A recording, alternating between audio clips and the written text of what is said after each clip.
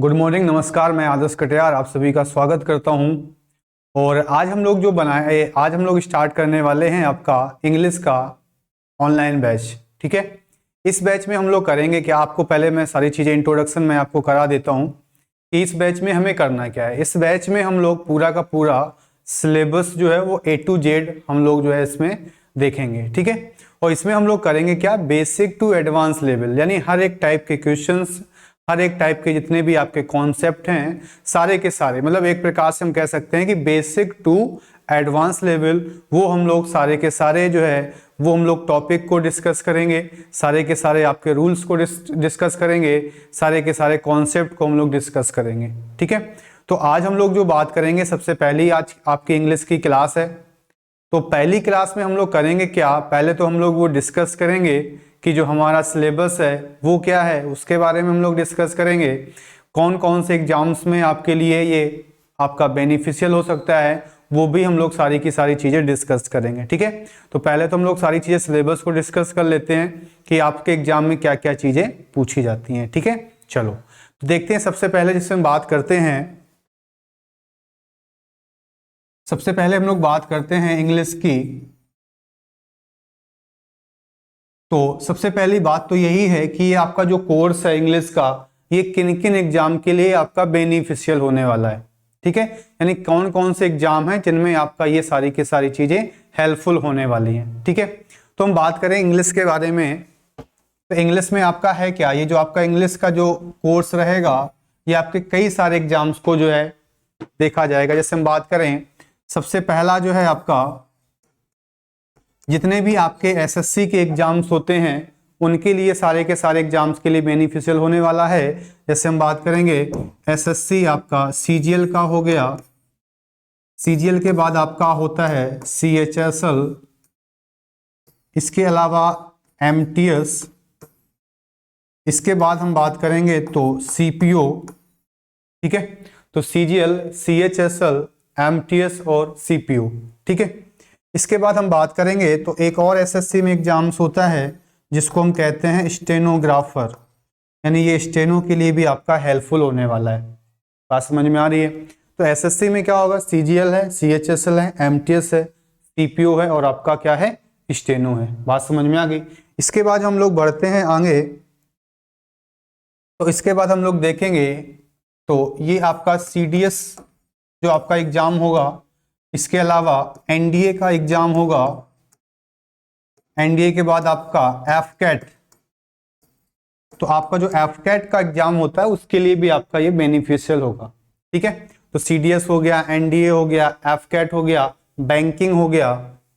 ठीक है, तो उन सभी के सभी एग्जाम्स के लिए ये चीज आपकी हेल्पफुल होने वाली है। ठीक है, तो बैंकिंग के एग्जाम के लिए भी आपका ये कोर्स जो है वो हेल्पफुल हो जाएगा। बात समझ में आ रही है? ठीक है, तो ये सारे के सारे एग्जाम्स को हम लोग टारगेट करके चलेंगे, हर एक चीज को हम लोग टारगेट करेंगे। ठीक है, अब हम बात करते हैं इंग्लिश में। तो इंग्लिश का जो सिलेबस होता है आपका, इंग्लिश का आपका जो सिलेबस होता है, ठीक है, इंग्लिश का जो आपका सिलेबस होता है वो क्या है, ठीक है, उसको हम लोग डिस्कस करते हैं। तो इंग्लिश का जो सिलेबस है आपका, उसको हम लोग 3 पार्टों में डिवाइड करके चलेंगे। इंग्लिश का जो सिलेबस है उसको हम लोग 3 पार्ट में डिवाइड करके चलते हैं। कौन कौन से पार्ट होते हैं? पहला जो आपका पार्ट होता है वो आपका पार्ट होता है किसका, ग्रामर का पार्ट होता है। किसका पार्ट होगा? पहला आपका ग्रामर का पार्ट हो जाएगा। ठीक है, सेकेंड हम लोग बात करेंगे तो वो आपका पार्ट हो जाएगा किसका, वोकेबलरी का पार्ट हो जाएगा। ठीक है, तो अब आपकी आज आपकी पहली क्लास है यानी बेसिक क्लास है, तो पहले हम लोग सारी टॉपिक्स को डिस्कस कर लेते हैं कि क्या क्या हमें इसमें पढ़ना है। ठीक है, तो सारी चीजें हम लोग कवर करेंगे A to Z। ठीक है, तीसरा जो पॉइंट है आपका वो आपका आता है रीडिंग कॉम्प्रिहेंशन का पार्ट। रीडिंग कॉम्प्रिहेंशन सबसे ज्यादा इंपॉर्टेंट पार्ट जो होता है वो यही वाला आपका होता है। ठीक है, सबसे ज्यादा इंपॉर्टेंट होता है वो क्या होता है, रीडिंग कॉम्प्रिहेंशन का पार्ट होता है। क्यों इंपॉर्टेंट होता है? क्योंकि ग्रामर हम लोग ज्यादातर चीजें पढ़े होते हैं भाई, कहीं पे भी हम लोग पढ़ने जाते हैं तो सबसे पहले वहां पे हमें क्या पढ़ाया जाता है, ग्रामर ही पढ़ाई जाती है। तो ग्रामर तो हम लोग क्योंकि इतना ज्यादा हैबिचुअल हो सकते हैं, हो जाते हैं कि ज्यादा एक प्रॉब्लम इसमें नहीं आती है। ठीक है, अब क्या होता है, दूसरी चीज होगी वोकेबलरी। तो वोकेबलरी का अगर हम देखें तो बहुत सारा सेक्शंस होता है, मतलब एक प्रकार से हम कह सकते हैं कि कई सारी चीजें होती हैं इसमें, ठीक है। लेकिन क्या होता है, जैसे एग्जाम की हम लोग बात करते हैं तो एग्जाम के पॉइंट ऑफ व्यू से अगर देखा जाए तो बहुत लिमिटेड होती है, उसी को एग्जामिनर क्या करता है, बार बार रिपीट करता है। तो हम लोग उसी चीज को पढ़ना है, ठीक है। तो जो हम लोग वोकेब पढ़ेंगे उसी से आपका आना भी है, ठीक है। तीसरा जो पॉइंट होता है वो होता है आपका रीडिंग कॉम्प्रिहेंशन का पार्ट। ये सबसे इंपॉर्टेंट होता है, क्योंकि इसमें क्या होता है कि ज्यादातर चीजें हमें प्रैक्टिस करनी पड़ती हैं, ठीक है। ज्यादा चीजों को हमें समझना पड़ता है, क्योंकि ग्रामर का भी इसमें काम होता है, वोकैब का भी काम होता है। तो इस वजह से ये वाला पार्ट थोड़ा सा डिफिकल्ट होता है। अगर हमें 100% मार्क्स लाने हैं इंग्लिश में तो इस वाले को हमें ज्यादा फोकस करना पड़ेगा, रीडिंग कॉम्प्रिहेंशन को। बात समझ में आ रही है, ठीक है। तो हम लोग डिस्कस किया हम लोगों ने ग्रामर का पार्ट, वोकेबलरी का पार्ट और आपका रीडिंग कॉम्प्रिहेंशन का पार्ट, ठीक है। चलो अब हम लोग ग्रामर में थोड़ा सा समझते हैं कि ग्रामर में हमें क्या क्या चीज पढ़नी है, कौन कौन से टॉपिक हैं जो हमको ग्रामर में पढ़ने हैं, ठीक है। उनको हम लोग डिस्कस करेंगे पहले। तो ग्रामर में जो हम लोग बात करते हैं आपकी ग्रामर में, तो सबसे पहला जो टॉपिक है हम लोग स्टार्ट करेंगे, वो हम लोग स्टार्ट करेंगे कहाँ से, वो हम लोग स्टार्ट करेंगे टेंस से। कहाँ से स्टार्ट करेंगे हम लोग, टेंस से स्टार्ट करेंगे, ठीक है। सेकेंड जो आपका पार्ट होता है वो आपका होता है कंडीशनल सेंटेंस। सेकेंड जो चैप्टर है आपका वो है आपका कंडीशनल सेंटेंस, ठीक है। कंडीशनल सेंटेंस, ठीक है। अगर हम तुमसे कहें, अभी तुम जैसे कई सारे एग्जाम्स आप देखिएगा, ये जो टॉपिक है ना कंडीशनल सेंटेंस सबसे ज्यादा इंपॉर्टेंट है। देखो मैंने इतने सारे टॉपिक में लिखूंगा, लेकिन अगर हम कहें सबसे इंपॉर्टेंट है तो वो है आपका कंडीशनल सेंटेंस। क्योंकि अभी कभी भी ऐसा होता ही नहीं कि कोई एग्जाम्स हो जिसमें आपसे कंडीशनल सेंटेंस ना पूछा जाए। बात समझ में आ रही है, ये चीज है। तीसरा जो आपका होता है वो आपका आता है क्वेश्चन टैग। तीसरा जो आपका टॉपिक है वो है आपका क्वेश्चन टैग, ठीक है। फिर हम लोग पढ़ेंगे किसको, फिर हम लोग पढ़ेंगे वॉइस को। वॉइस का मतलब होता है आपका एक्टिव वॉइस और पैसिव वॉइस, ठीक है। फिर हम लोग बात करेंगे, पांचवा जो टॉपिक है आपका वो है आपका नरेशन का, और नरेशन को ही हम बोलते हैं डायरेक्ट और इनडायरेक्ट स्पीच। डायरेक्ट और इनडायरेक्ट स्पीच, ठीक है। तो पहला टॉपिक है आपका टेंस, फिर है आपका कंडीशनल सेंटेंस, फिर है आपका क्वेश्चन टैग, फिर है आपका वॉइस, फिर है आपका नरेशन, या हम कह सकते हैं इसी को डायरेक्ट और इनडायरेक्ट स्पीच, ठीक है। चलो फिर अगर हम देखें इसमें 6 नंबर पे आ जाते हैं, तो वो हम लोग टॉपिक स्टार्ट करेंगे फिर आपका नाउन से, ठीक है। नाउन के बाद आपका आता है प्रोनाउन, यानी ऐसे सब जो नाउन को क्वालिफाई करते हैं उन्हीं को हम लोग क्या कहते हैं, प्रोनाउन कहते हैं, ठीक है। तो नाउन हो गया, प्रोनाउन हो गया। फिर आपका आता है एडजेक्टिव, फिर आपका आता है वर्ब, इसके बाद आपका आ जाएगा एडवर्ब, ठीक है। तो 10 चैप्टर तो आपके ये हो गए। फिर कुछ चैप्टर और होते हैं जो आपके लिए इंपॉर्टेंट हैं, जैसे आपका एक चैप्टर आपका आता है कंजंक्शन,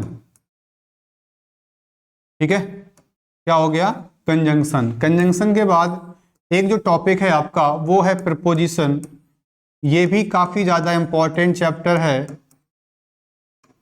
प्रपोजिशन, ठीक है। तो ध्यान रखिएगा जो प्रपोजिशन चैप्टर है वो आपका काफी ज्यादा इंपॉर्टेंट है, ठीक है। चलो इसके बाद आपका आ जाता है 13 नंबर पे, तो आपका कंजंक्शन हो गई और आपकी प्रपोजिशन हो गई, ठीक है।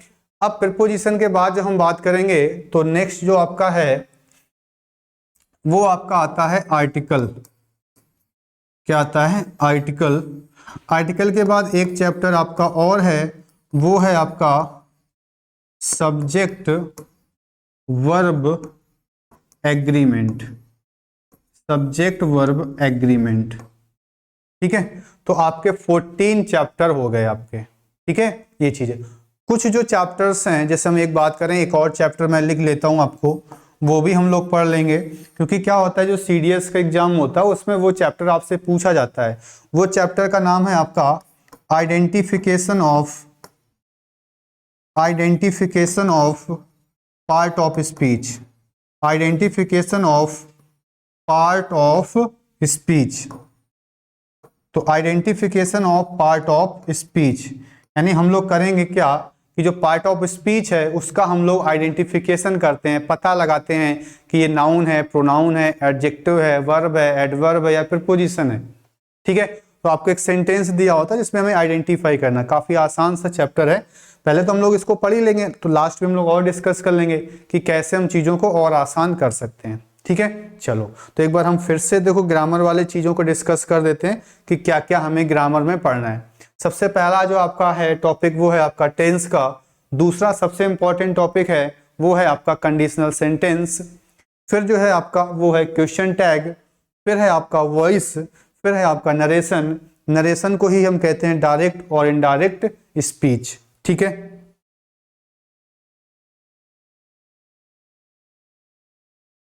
फिर आपका आ जाता है noun, pronoun, adjective, verb, adverb, conjunction, preposition, article, subject, verb, agreement, identification of part of speech. बात समझ में आ गई? तो ये जो आपके टॉपिक हो गए वो हो गए आपके किसके? ग्रामर के टॉपिक हो गए। ठीक है, चलो अब हम बात करेंगे वोकैबुलरी में क्या क्या चीजें हमें पढ़नी है।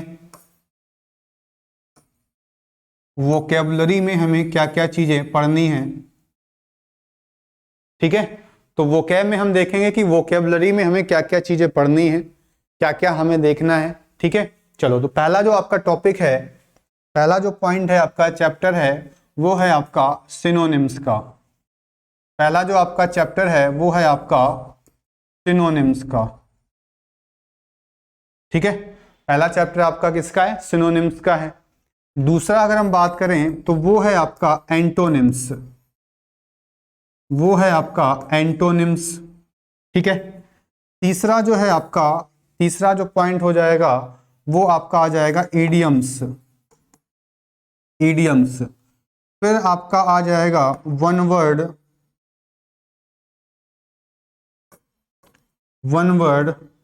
सब्स्टिट्यूशन। क्या हो जाएगा? One word substitution. फिर आपका हो जाएंगी 5 नंबर पे आपका आ जाएगा स्पेलिंग्स। 5वें नंबर पे आपकी आ जाएंगी क्या? स्पेलिंग्स आ जाएंगी। इसके बाद कुछ टॉपिक मैंने ऐड किए हैं, जैसे आपका फ्रेजल वर्ब है। तो वैसे तो प्रीपोजिशन में पढ़ा दिया जाता है, लेकिन हम लोग इसको अलग से पढ़ेंगे ताकि आपका, क्योंकि इंपॉर्टेंट चैप्टर्स है, हर एक चीज़ों को आपको बताया नहीं जाता है, तो इस वजह से पढ़ेंगे, क्योंकि वो चीज़ें ज़्यादा इंपॉर्टेंट हो जाती हैं जो हमें कम पता होती हैं। ठीक है, वो चीज़ें तो सिनोनिम्स है, एंटोनिम्स है, इडियम्स है, वन वर्ड सब्स्टिट्यूशन है, स्पेलिंग्स हैं, इसके अलावा आपकी फ्रेजल वर्ब है। ठीक है, तो सिनोनिम्स का मतलब होता है सेम मीनिंग, एंटोनिम्स मतलब अपोजिट मीनिंग, इडियम्स है आपका जिसको हम लोग हिंदी में मुहावरे कहते हैं, वन वर्ड सब्स्टिट्यूशन, स्पेलिंग्स हो गई और फ्रेजल वर्ब हो गई। ठीक है, चलो तो ये टॉपिक आपका हो गया किसका? वोकैबुलरी का। अब आता है आपका कंप्रिहेंशन का पार्ट। अब जो आपका आ जाएगा वो आ जाएगा कंप्रिहेंशन का पार्ट। इसका पार्ट हो जाएगा आपका कंप्रिहेंशन का पार्ट हो जाएगा। ठीक है, अब कंप्रिहेंशन के पार्ट की बात करते हैं तो इसमें क्या क्या चीजें हमें पढ़नी होती हैं। कंप्रिहेंशन में सबसे पहले जो आपका आता है वो आपका आता है पैसेज। क्या आता है? पैसेज। ठीक है, अब पैसेज क्या होता है भाई? एक आपको एक वो दिया होता है पूरा का पूरा इस तरीके से, और इसके बाद हमें यहाँ पे 5 क्वेश्चन दिए होते हैं। ठीक है, वो अलग अलग एग्जाम्स में अलग अलग तरीके से पूछता है। ठीक है, ये चीज है। तो क्या होता है कि ये जो क्वेश्चंस आपको 5 क्वेश्चन दिए होंगे, ये जो क्वेश्चंस का आंसर होगा वो इसी पैसेज में होता है। तो हमें क्या होता है, इस पैसेज को पढ़ करके इसके आंसर्स को निकालना होता है। बात समझ में आ गई? तो उसी को हम कहते हैं क्या? कंप्रिहेंशन। ठीक है, तो इतनी बात आपको समझ में आ गई होगी कि क्या होता है। ठीक है, हम लोगों ने देखा होगा तो कई सारे स्कूल्स में भी हम लोगों ने इनको जो है एग्जाम्स में, स्कूल्स में भी ये आपका टॉपिक होता है, तो वहां हम लोग सॉल्व किए होते हैं। ठीक है, ये चीजें। तो पहला तो आपका पैसेज हो गया। दूसरा जो टॉपिक है आपका वो होता है आपका क्लोज टेस्ट। दूसरा जो टॉपिक है आपका वो है आपका क्लोज टेस्ट। और तीसरा जो आपका टॉपिक है वो है आपका पैरा जंबल। वो आपका क्या है, वो है आपका पैरा जंबल्स। ठीक है, ये चीज है। तो पैसेज है, क्लोज टेस्ट है और आपका पैरा जंबल है। क्लोज टेस्ट क्या होता है आपका, क्लोज टेस्ट में क्या होता है, इस तरीके का एक पैसेज होता है जिसमें क्या होता है, इस तरीके से ब्लैंक होते हैं, 5 क्या होंगे, ब्लैंक होंगे। और इस ब्लैंक के लिए क्या होते हैं, 4 ऑप्शंस आपको दे दिए जाते हैं। इस ब्लैंक के लिए आपको 4 ऑप्शंस दे दिए जाते हैं। तो उसमें क्या होता है कि कोई एक जो ऑप्शन होता है वो इसमें फिट होता है। ठीक है, तो वो ग्रामर से भी रिलेटेड वर्ड हो सकता है, आपका वो कैप से भी रिलेटेड वर्ड हो सकता है।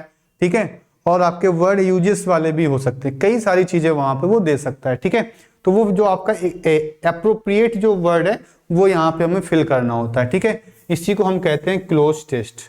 बात समझ में आ रही है। अब पैराजंबल्स क्या होता है, पैराजंबल्स की हम बात करते हैं तो इसी को हम बोलते हैं क्या, रीअरेंजमेंट ऑफ सेंटेंस। इसी को हम क्या कहते हैं, इसी को हम कहते हैं रीअरेंजमेंट ऑफ सेंटेंसेस। इसी को हम कहते हैं क्या, रीअरेंजमेंट ऑफ सेंटेंसेस। यानी क्या कहेंगे, तो एक आपका P होगा, फिर आपका Q होगा, फिर आपका R होगा, फिर आपका S होगा। PQRS होंगे, तो ये क्या होंगे, इनका जो आपका क्रम होगा वो सही नहीं होगा। तो उसमें क्या होगा, हमें इसका सही क्रम बनाना पड़ेगा कि भाई कौन सा क्रम सही हो रहा है। तो जैसे आपका जो आपका क्रम सही बन जाएगा वही इसका आंसर हो जाएगा। ठीक है, ये चीजें तो ये आपको समझ में आ गया होगा कि ये पैराजंबल्स क्या होते हैं, इनको हम कहते हैं रीअरेंजमेंट ऑफ सेंटेंसेस। ठीक है, ये चीजें।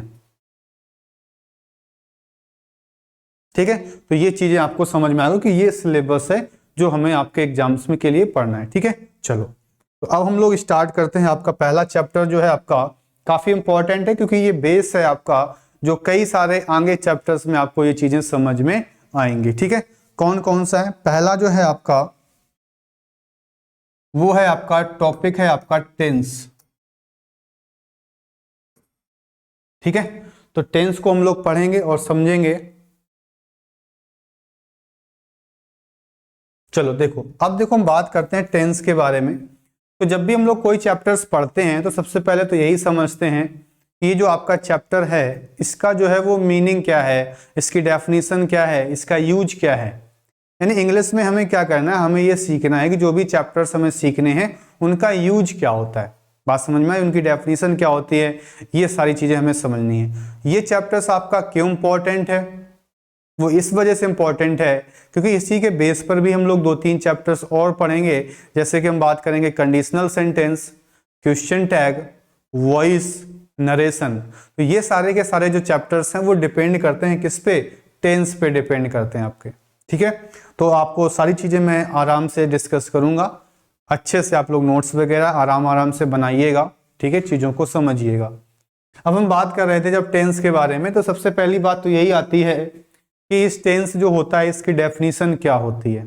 ठीक है, चलो तो टेंस के बारे में जब हम बात करेंगे तो इसकी डेफिनेशन के बारे में, तो टेंस की जो डेफिनेशन होती है आपकी वो होती है आपकी टाइम ऑफ एक्शन। इसकी जो डेफिनेशन होती है आपकी वो होती है क्या, वो होती है आपकी टाइम ऑफ एक्शन। क्या होती है, टाइम ऑफ एक्शन। बात समझ में आ गई। यानी टेंस की जो डेफिनेशन होगी वो होगी आपकी टाइम ऑफ एक्शन। एक्शन का मतलब होता है कोई वर्क जो हम लोग परफॉर्म करते हैं, तो उस जो एक्शन है, वो जो आपका एक्शन है उसका टाइम क्या है, एक्शन का टाइम क्या है, वही हमें पता चलता है किससे, टेंस से। यानी टेंस के बारे में अगर हम बात करें तो टेंस है क्या, टेंस आपका टाइम बताता है। किसका टाइम बताता है, किसी भी एक्शन का टाइम बताता है। ठीक है, चलो देखो कैसे। जैसे एक पहला क्वेश्चन मैंने लिखा, मैंने आपसे कहा कि he goes to school, he goes to school. Second हमने लिखा he went to school. Third हमने लिखा he will go to school. अब जब तुम देख रहे होगे तो तुम्हें तीनों के तीनों सेंटेंस एक जैसे लग रहे होंगे, नहीं? थोड़ा सा बस डिफरेंस आ रहा होगा। कहां पर? वो आपकी वर्ब में डिफरेंस आ रहा है। कहां पर? भाई पहले में हमने लिखा ही गोज टू स्कूल, तो यहाँ पे हमने गोज लिखा है, बाकी तो सेम है। तो हमने लिखा ही वेंट टू स्कूल, तो वहां पे हमने वेंट कर दिया है। थर्ड की बात करें तो he will go to school, तो यहाँ पे हमने विल का यूज किया है, विल गो का यूज किया है। यानी कहीं ना कहीं अगर हम देखें सेंटेंस में, तो तीनों सेंटेंस में आपके जो एक्शन है वो आपके अलग अलग दिखा रहे हैं। ठीक है, तो एक्शन से हमें उसका टेंस का पता चल जाता है कि कौन सा टेंस आपका है। ठीक है, जैसे पहला क्वेश्चन अगर हम देखें तो पहला क्वेश्चन लिखा है ही गोज टू स्कूल लिखा हुआ है, तो यहां पर हम देख रहे हैं तो यहां पर गोज लिखा हुआ है। क्या लिखा हुआ है? गोज। गोज से हमें ये पता चल गया कि वह स्कूल जाता है, यानी ये जो सिचुएशन है वो प्रेजेंट की है। तो ये आपका टेंस कौन सा हो जाएगा? तो ये जो आपका टेंस है वो आपका हो जाएगा प्रेजेंट टेंस। कौन सा हो जाएगा? प्रेजेंट टेंस हो जाएगा। फिर लिखा है he went to school. Went का मतलब है कि ये वर्ब की सेकेंड फॉर्म है कि वह स्कूल गया, तो ये जो टेंस है आपका वो हो जाएगा किसमें? पास्ट में चला जाएगा। तो तुम देख रहे हो कहीं ना कहीं जो हम टेंस पता कर रहे हैं वो हम लोग उसके एक्शन से पता कर रहे हैं। फिर हमने कहा he will go to school, तो वो स्कूल जाएगा। फ्यूचर की बात हो रही, विल गो, तो ये आपका कौन सा टेंस हो जाएगा? ये आपका फ्यूचर का टेंस हो जाएगा। किसका टेंस हो जाएगा?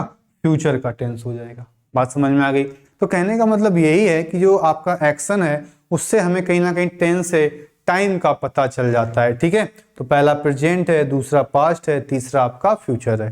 ठीक है, ये चीज क्लियर हो गई है। अब हम बात करते हैं टेंस जो होते हैं वो कितने टाइप के होते हैं। टेंस जो होते हैं वो कितने टाइप के होते हैं? ठीक है, तो टेंस जो आपका होता है वो तीन टाइप का होता है। कितने टाइप का होता है टेंस आपका? वो आपका तीन टाइप का होगा, थ्री टाइप्स का होता है। कौन कौन से? पहला जो होता है आपका वो प्रेजेंट होता है। क्या होता है? प्रेजेंट होता है। दूसरा आपका क्या होता है? वो आपका पास्ट होता है। और तीसरा क्या होता है? तो वो आपका क्या होता है? फ्यूचर होता है। बात समझ में आ गई? तो पहला आपका प्रेजेंट होता है, दूसरा आपका पास्ट होता है, और तीसरा आपका फ्यूचर होता है। ठीक है, अब प्रेजेंट, पास्ट, फ्यूचर तीन टाइप के टेंस हो गए। इनमें भी चार चार टाइप्स होते हैं, जिनमें अगर हम बात करें तो पहला जो होता है वो आपका इंडेफिनेट होता है। पहला आपका क्या होता है? इंडेफिनेट होता है। दूसरा क्या होता है? दूसरा आपका कॉन्टिन्यूअस होता है। तीसरा आपका परफेक्ट होता है। और चौथा जो आपका है वो आपका होता है क्या? वो आपका होता है परफेक्ट कॉन्टिन्यूअस। ठीक है, वो आपका क्या होता है? परफेक्ट कॉन्टिन्यूअस होता है। ठीक है, बात समझ में आ गई? अब देखो क्या होता है, हमने कहा टेंस जो होते हैं आपके तीन प्रकार के होते हैं, तीन टाइप्स के होते हैं। कौन कौन से? पहला आपका प्रेजेंट, दूसरा आपका पास्ट, और तीसरा आपका फ्यूचर। ठीक है, इनमें भी अगर हम आपसे कहें तो इनमें भी आपके चार टाइप होते हैं। पहला होता है इंडेफिनेट, दूसरा होता है कॉन्टिन्यूअस, तीसरा होता है परफेक्ट, और चौथा होता है परफेक्ट कॉन्टिन्यूअस। ये क्या होता है? ये तीनों में होते हैं। मतलब प्रेजेंट में ये चार चीजें होंगी, पास्ट में भी ये चार होंगे, और फ्यूचर में भी यही चार होंगे। कैसे? Future indefinite, future continuous, future perfect, और फ्यूचर परफेक्ट कॉन्टिन्यूअस। बात समझ में आ गई? ये सारी चीज हो गई। अब ये चीज हो गई तो इसका मतलब कह सकते हैं कि जो टोटल आपके टेंस होते हैं वो आपके होते हैं कितने? वो होते हैं आपके 12। कितने टेंस होते हैं? 12 टेंस होते हैं। कैसे भाई? तीन है और चार चार, इन सबके टाइप हो गए। यानी टोटल कितने टेंस हो गए? टोटल आपके 12 टेंस हो गए। बात समझ में आ गई? तो कुल मिला के 12 टेंस हैं जिनको हमें पढ़ना है। ठीक है, इनमें जो इंपॉर्टेंट है वो भी हम सारी सारी चीजें डिस्कस करेंगे। ठीक है, चलो अब देखो, जैसे हमने कहा कि भाई 12 टेंस होते हैं, तो जैसे हम लोगों ने पढ़ा होता है कि भाई इंडेफिनेट है, कंटिन्यूअस है, परफेक्ट है, परफेक्ट कंटिन्यूअस, ये तो हम लोगों ने बहुत पढ़ा होता है, लेकिन इसका जो रियल मीनिंग होता है वो हमें नहीं पता होता है। ठीक है, मतलब इसका यूज क्या होता है वो हम लोग डिस्कस करेंगे। ठीक है, देखो कौन कौन सा इसका यूज होता है। पहला जो इंडेफिनेट होता है इसका मतलब क्या होता है?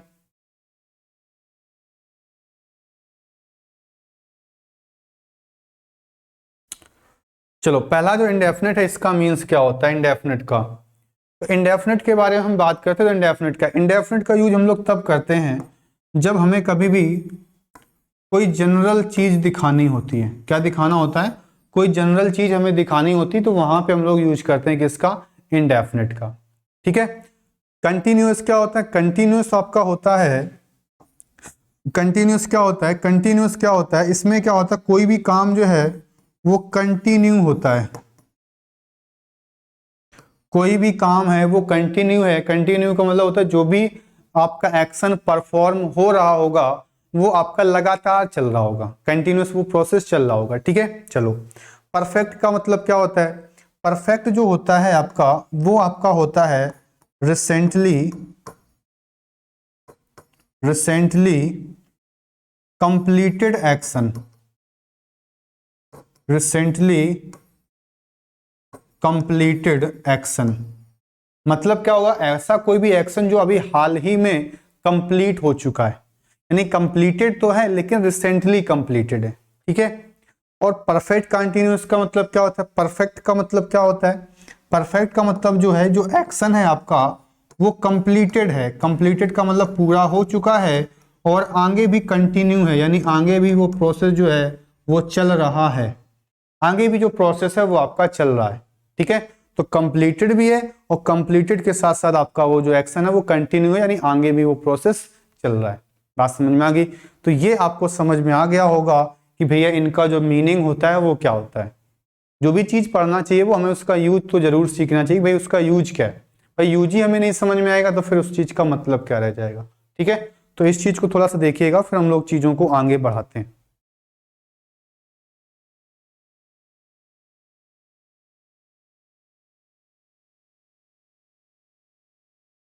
ठीक है। चलो अब हम लोग आगे देखते हैं। अब सबसे पहला जो टेंस आपका आता है वो आपका आता है कौन सा? वो आपका आएगा प्रेजेंट इंडेफिनिट टेंस। काफी इंपॉर्टेंट है क्योंकि इसका स्ट्रक्चर जो है वो काफी ज्यादा पूछा जाता है। ठीक है। Present indefinite tense.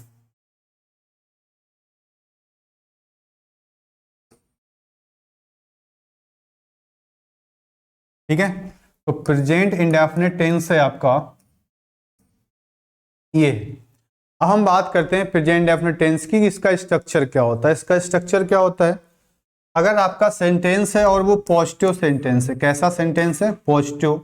तो पॉजिटिव सेंटेंस में क्या होता है कि आपका अगर सिंगुलर सब्जेक्ट है। कैसा सब्जेक्ट है? सिंगुलर सब्जेक्ट है। ठीक है।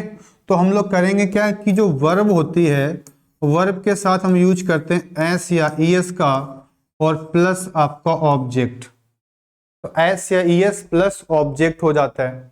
और अगर सब्जेक्ट हमारा प्लूरल हो जाए, मान लो कैसा सब्जेक्ट हो जाए? प्लूरल सब्जेक्ट हो जाए। तो जब प्लूरल सब्जेक्ट हो जाता है तो फिर हम लोग यूज करते हैं, वो यूज करते हैं वर्ब की फर्स्ट फॉर्म का, और इसके बाद आपका जो है वो आ जाता है क्या? ऑब्जेक्ट आ जाता है। बात समझ में आ गई? यानी कहीं ना कहीं जब सिंगुलर सब्जेक्ट होगा तो वर्ब के साथ यूज करेंगे एस या ईएस का। जब प्लूरल सब्जेक्ट होगा तो यूज करेंगे केवल और केवल वर्ब की फर्स्ट फॉर्म का। ठीक है। चलो अब निगेटिव जब हम बनाते हैं, निगेटिव बनाते हैं तो निगेटिव बनाने में क्या यूज करते हैं कि अगर सब्जेक्ट आपका सिंगुलर है, सब्जेक्ट आपका सिंगुलर है, तब फिर हम यूज करते हैं डज नॉट का।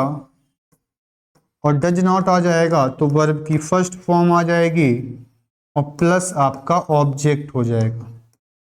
ठीक है। स्ट्रक्चर समझ में आ गया कि भैया जब निगेटिव बनाएंगे तो सिंगुलर सब्जेक्ट है तो उसके साथ डज नॉट लगा देंगे, वर्ब की फर्स्ट फॉर्म प्लस आपका ऑब्जेक्ट। ठीक है। फिर आपका आता है प्लूरल सब्जेक्ट। तो जब प्लूरल सब्जेक्ट आएगा तो फिर हम यूज करेंगे डू नॉट का। डू नॉट के साथ वर्ब कौन सी फॉर्म में? तो फर्स्ट फॉर्म में प्लस क्या आ जाएगा? तो आपका ऑब्जेक्ट आ जाएगा। ठीक है। तो ये स्ट्रक्चर आपका हो जाएगा। बात समझ में आ रही है? ये चीज है। तो सिंगुलर सब्जेक्ट के साथ डज नॉट, प्लूरल सब्जेक्ट के साथ डू नॉट। ठीक है। चलो अब हम देखते हैं इसके सेंटेंसेस को। पहले इसके कीवर्ड्स को डिस्कस कर लेते हैं, यानी कब हमें इसको उसमें चेंज करना पड़ेगा। तो जो कीवर्ड्स होते हैं आपके,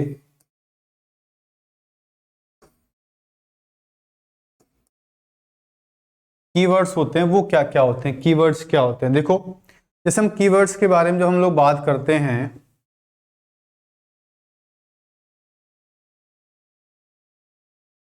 देखो कीवर्ड्स में क्या होता है, कीवर्ड्स इसके क्या होते हैं, सबसे पहले अगर देखा जाए तो इसमें हमें लिखा मिलता है डेली, डेली के बाद हमें लिखा मिलेगा एवरी के साथ टाइम, एवरी के साथ टाइम, जैसे एवरी डे,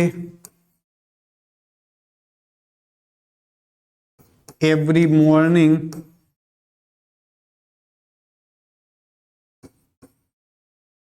ठीक है। मतलब कहीं ना कहीं जब एवरी के साथ कोई टाइम दिया होता तो वहां यूज करते हैं किसका, प्रेजेंट इंडेफिनिट का। इसके अलावा आपका डेली वगैरह दिया होता है। इसके अलावा अगर हम बात करें तो आपको लिखा मिलेगा ऑलवेज, नेवर, यूजुअली, ये एग्जाम में भाई पूछा गया था आपका, यूजुअली, ऑफन, ठीक है। तो ध्यान रखिएगा यूजुअली वर्ड जो है ये आपके रिसेंट के मेंस के एग्जाम में पूछा था उसने, तो काफी अच्छा वर्ड है यूजुअली। यूजुअली का मतलब होता है कौन सा टेंस, तो प्रेजेंट इंडेफिनिट टेंस, ठीक है। तो आपका एवरी डे है, एवरी मॉर्निंग है, ऑलवेज है, नेवर है, यूजुअली है और आपका ऑफन है, ठीक है। चलो इसके बाद हम देखते हैं तो जो आपके एक प्रकार से हम कह सकते हैं कि जो हैबिचुअल एक्शन होता है, हैबिचुअल एक्शन होता है उसका भी जो टेंस होता है उसको भी हम लोग बनाएंगे किसमें, सिंपल प्रेजेंट में। दूसरा आपका आता है, वो आपका आता है क्या, रेगुलर एक्शन। तो जो रेगुलर एक्शंस होते हैं उनका भी टेंस किस में जाता है, तो सिंपल प्रेजेंट में ही जाता है। तो ये एवरीडे भाई लिखा है, डेली लिखा है, ऑलवेज लिखा है, तो ये रेगुलर एक्शन ही तो है कि भाई हमने कहा कि वह रोज स्कूल जाता है, तो रोज स्कूल जाने का मतलब क्या हो रहा है कि उसका रेगुलर एक्शन ही तो है, ठीक है। हैबिचुअल एक्शन का मतलब होता है जैसे हम कहते हैं कि चूहे को देख करके बिल्ली भाग जाती है, तो उसका हैबिचुअल एक्शन होता है, ठीक है। चलो तीसरा जो आपका आता है वो क्या होता है, तीसरा जो पॉइंट है वो याद रखिएगा, वो आपका होता है प्रोवर्ब। क्या होती है, प्रोवर्ब। जो प्रोवर्ब होती हैं उनका भी टेंस जो होता है वो सिंपल प्रेजेंट में बनता है। किसमें बनेगा, सिंपल प्रेजेंट बनेगा, इस चीज को ध्यान रखिएगा, ठीक है। तो तीन चीजें हैं, कौन कौन सी, पहली जो है आपकी वो है हैबिचुअल एक्शन, दूसरा है आपका रेगुलर एक्शन, तीसरा जो है आपका वो है आपका क्या, प्रोवर्ब, ठीक है। तो तीसरी आपकी हो जाएगी प्रोवर्ब।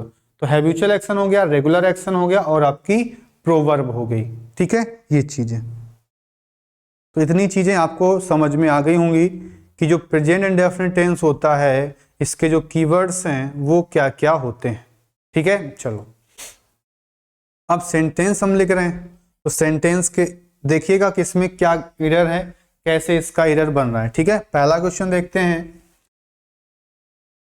तो हमने कहा our country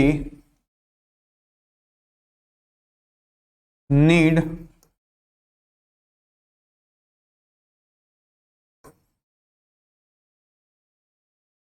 a number of good scientists, ठीक है, a number of good scientists, ठीक है। सेकेंड देखिएगा, मीरा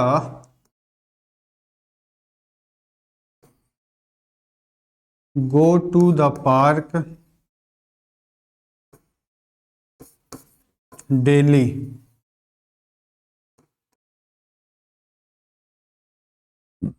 थर्ड है आपका द चिल्ड्रन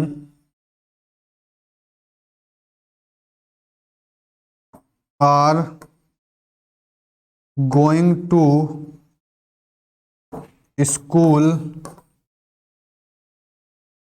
एवरी मॉर्निंग, ठीक है। चौथा क्वेश्चन देखिएगा, honesty was the best policy. Honesty was the best policy. ठीक है, तो 4 क्वेश्चन हैं आपके सामने। एक बार इनको रीड करिएगा, पढ़िएगा, समझिएगा कि भाई इसमें क्या गलती हो सकती है, फिर मैं इसके आंसर्स को आपको डिस्कस करता हूं। ठीक है, चलो तो एक बार देखिएगा चारों क्वेश्चंस को और देखिएगा कि इसमें क्या गलती है।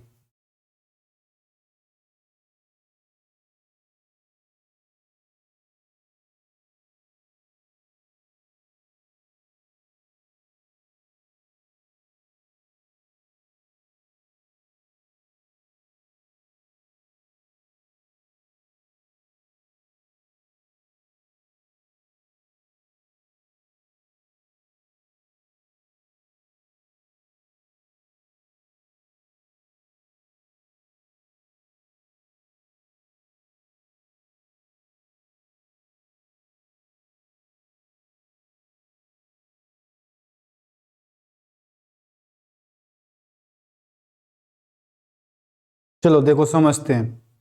पहला क्वेश्चन जो आपका लिखा हुआ है, पहला क्वेश्चन आपका क्या लिखा हुआ है, our country need a number of good student, good scientist. ठीक है, ये पहला क्वेश्चन है, ये एग्जाम में पूछा गया था आपका, काफी इंपॉर्टेंट है। कैसे इंपॉर्टेंट है पहले तो उसको ये समझते हैं।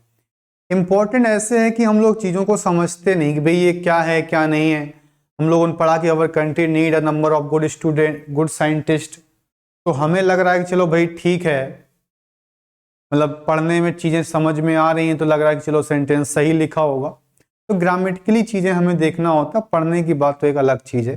जब सीख जाते हो फिर तो एक बार चलो ठीक है, चलो पढ़ने में ये लग रहा है, ऐसा लग रहा है। ठीक है, तो पहले समझते पहले क्वेश्चन को। लिखा है आवर कंट्री नीड, तो सबसे पहले तो हम लोग यही देखते हैं कि जो कंट्री है आपका ये नाउन है, और एक जो कंट्री नाउन है वो आपका कैसा है, सिंगुलर है या प्लूरल है। तो कंट्री की हम बात करेंगे तो आपका ये सिंगुलर है। कैसा नाउन है आपका, सिंगुलर नाउन है। तो जब सिंगुलर है इसका मतलब नीड तो नहीं होना चाहिए, वहां पे आपका क्या होना चाहिए, नीड्स होना चाहिए। बात समझ में आ गई, क्योंकि जब सिंगुलर सब्जेक्ट होता है तो हम मेन वर्ब के साथ लगा देते हैं एस या ईएस। ठीक है, तो ये गलती होगी। दूसरी गलती एक ये भी थी कि आ नंबर ऑफ के साथ जो नाउन होता है वो हमेशा प्लूरल आता है। ठीक है, ये चीज। दूसरा है Meera go to the park daily. ठीक है, तो यहां पर हमें लिखा हुआ है डेली। डेली से हमें पता चल गया कि हमें इसको बनाना है प्रेजेंट इंडेफिनिट में। ठीक है, प्रेजेंट इंडेफिनिट में देखा जाए तो मीरा तो आपका सिंगुलर सब्जेक्ट है, तो जब सिंगुलर सब्जेक्ट है तो वर्ब के साथ आनी चाहिए क्या, एस या ईएस। तो यहां पर जो गो है वो गो ना होकर के आपका जो आंसर है वो हो जाएगा क्या, गोज हो जाएगा। ठीक है, तीसरा है the children are going to school every morning. तो एवरी मॉर्निंग दिया हुआ है भाई, एवरी दिया है, क्या दिया है, एवरी दिया है, मॉर्निंग दिया है, यानी हम कह सकते हैं कि हमें एवरी के साथ टाइम दिया है। तो जब एवरी के साथ अगर हमें टाइम दिया है इसका मतलब है कि ये बनेगा प्रेजेंट इंडेफिनिट में, और प्रेजेंट इंडेफिनिट में क्या होता है, आईएनजी तो होते ही नहीं है, इसका मतलब ये भी रॉन्ग हो गया। इज आरएम का भी कोई काम नहीं होता है तो ये भी गलत हो गया। तो हमने देखा कि चिल्ड्रन जो है वो प्लूरल है। जब प्लूरल है तो हमें मेन वर्ब चाहिए, यानी फर्स्ट फॉर्म में, बेस फॉर्म में, यानी उसमें ऐसा कुछ भी नहीं लगेगा। तो हम यहां पर लिख देंगे क्या, यहां पर हम लोग लिख देंगे क्या, गो। चौथा क्वेश्चन है honesty was the best policy. ये आपकी एक कहावत है, आपकी एक प्रोवर्ब है, और प्रोवर्ब हमने पढ़ा है कि जो प्रोवर्ब होती हैं वो सारी की सारी आपकी सिंपल प्रेजेंट में होती हैं। तो आपने पढ़ा भी होगा कि honesty was the best policy नहीं होता है, honesty is the best policy होता है। हमेशा यही पढ़ा होगा। मतलब कहने का है कि जो इसका टेंस होता है वही सिंपल प्रेजेंट में बनता है। ठीक है, तो एक बार इनको नोट करिएगा, फिर हम लोग और भी क्वेश्चन आगे करेंगे। ठीक है,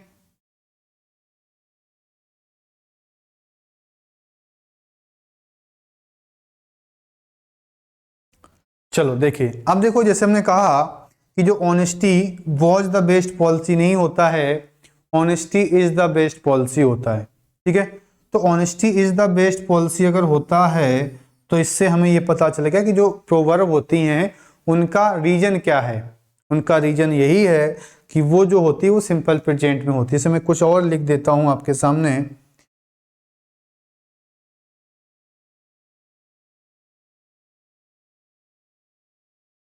फाइव नंबर है।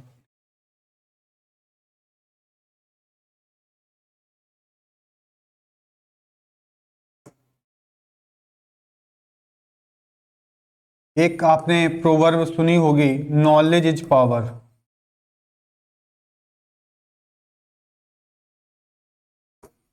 फिर आपने एक पढ़ा होगा, वर्क इज वर्शिप।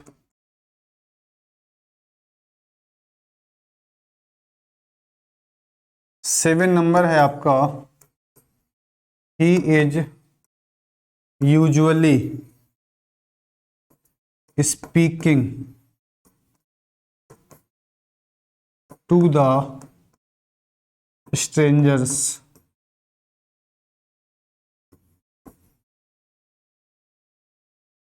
8 नंबर पे आ जाते हैं तो हमने कहा they does not play with me. ठीक है। 9 नंबर पे आ जाते हैं तो the sun is rising in the east.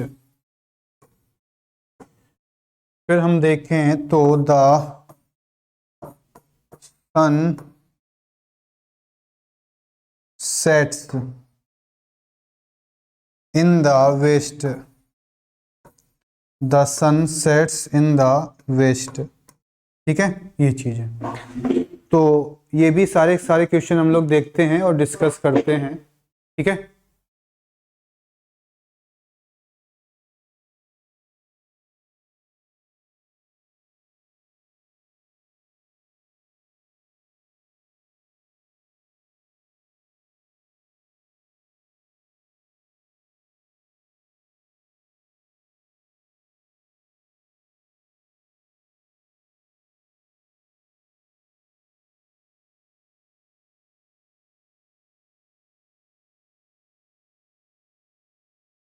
चलो देखते हैं। पहला जो क्वेश्चन आपका लिखा हुआ है,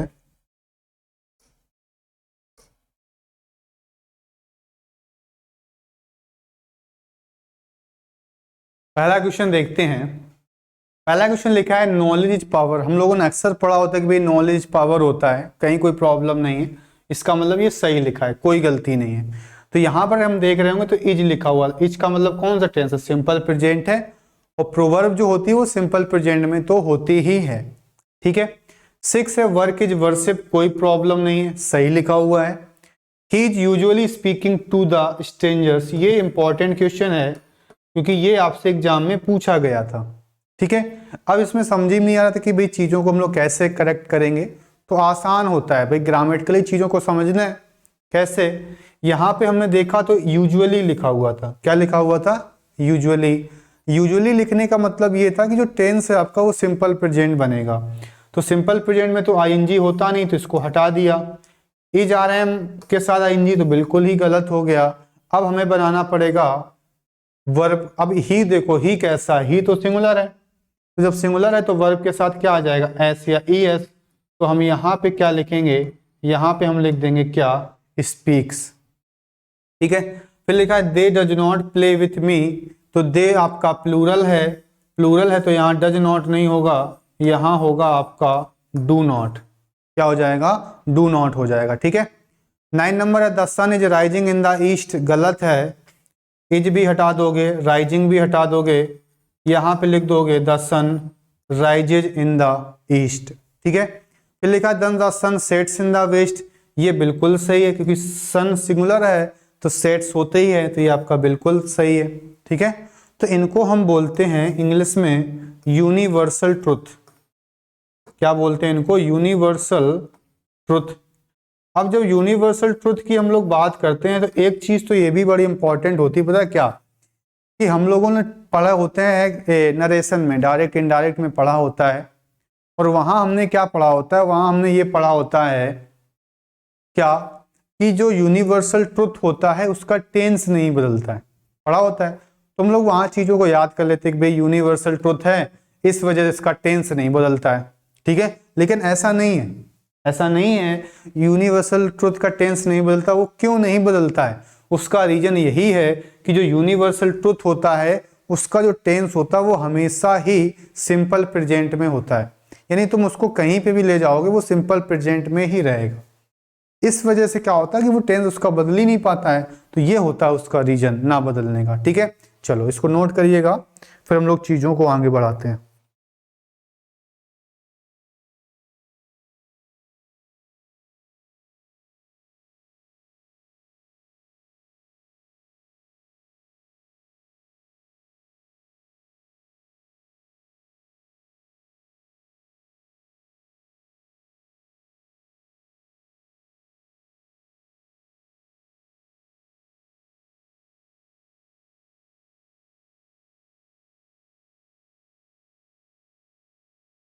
चलो देखो, और भी कुछ वैरायटी की चीजें हम लोग समझते हैं इसी में। 11 नंबर पे आ जाते हैं।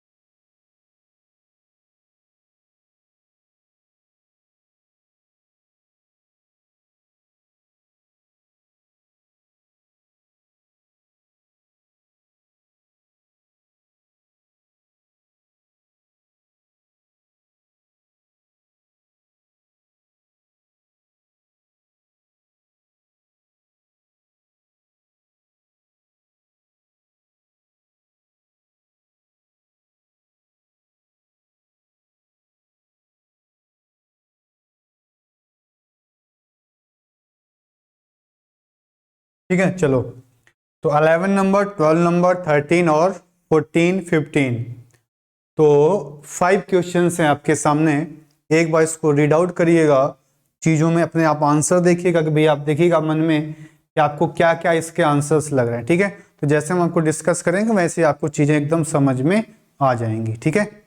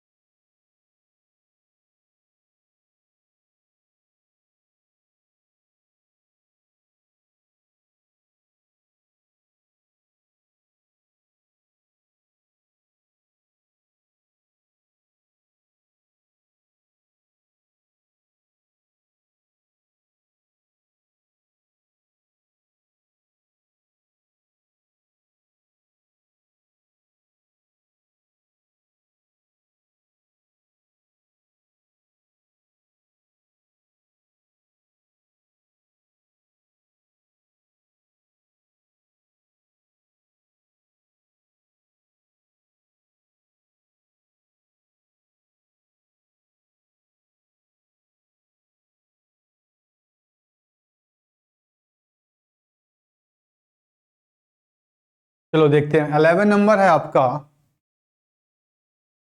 लिखा है आपसे, देखो 11 नंबर देखिएगा इसमें क्या लिखा हुआ है। इसमें लिखा हुआ है आपका कि don't they play with me, ठीक है। इसमें आप देखिएगा क्वेश्चन मार्क और बना लीजिएगा, डोंट दे प्ले विथ मी। आपने कहा डोंट दे प्ले विथ मी, ये आपका सही है कि गलत है? तो सबसे पहली चीज क्या होती है कि हमें लगता है कि ये डोंट दे प्ले विथ मी गलत है। क्यों गलत है? क्योंकि ये आपसे एग्जाम में उसने पूछा भी था भाई। एग्जाम्स में जब उसने पूछा था कि भाई डोंट दे प्ले विथ मी, इसमें क्या एरर है, तो मोस्टली बच्चों ने क्या किया था, यहाँ पर बताया था, इधर पे फर्स्ट वाले पार्ट में क्या बताया था कि इसको हमें लिखना चाहिए कैसे, इसको हमें लिखना चाहिए डू दे नॉट करके। यानी उन्होंने कहा था कि इसको हमें लिखना चाहिए डू दे नॉट करके, क्योंकि उन्होंने अक्सर इस तरीके से पढ़ा होता है या उनके मन में ये चीज आती है कि नहीं डू दे नॉट होता है, ठीक है। लेकिन होगा क्या, इसका जो आंसर है, इसका जो आंसर है वो ये नहीं होगा। इसका आंसर बड़ा अच्छा है, इसका जो आंसर है वो है आपका क्या, वो है आपका नो एरर। क्या है आंसर इसका? नो एरर है इसका आंसर, ठीक है। इसका आंसर क्या है? नो एरर है, यानी ये सेंटेंस जो लिखा वो बिल्कुल सही लिखा। देखो कैसे, समझो।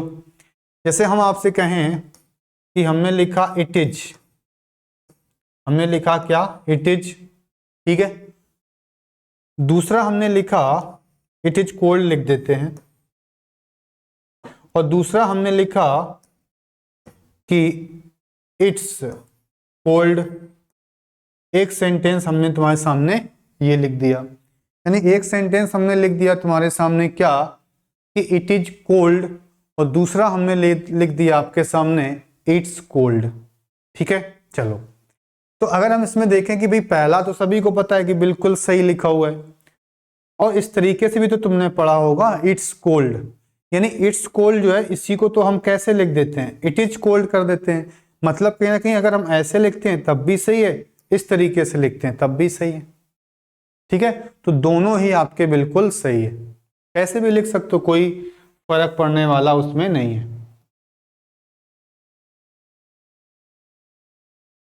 तो इसको हम कहते क्या हैं, इसको हम कहते हैं कॉन्ट्रैक्टेड फॉर्म। क्या कहते हैं इसको हम लोग? कॉन्ट्रैक्टेड फॉर्म कहते हैं, ठीक है। तो चाहे आप कैसे लिखो तब भी सही है। तो ये जो आपका स्ट्रक्चर है वो कॉन्ट्रैक्टेड फॉर्म में लिखा हुआ है। किस फॉर्म में लिखा हुआ है? कॉन्ट्रैक्टेड फॉर्म में। वो भी तो सही होता है, तो जब वो सही होता है तो हम उसको क्यों दोबारा सही करेंगे? इस वजह से आपका आंसर जो जाएगा वो नो एरर चला जाएगा, ठीक है।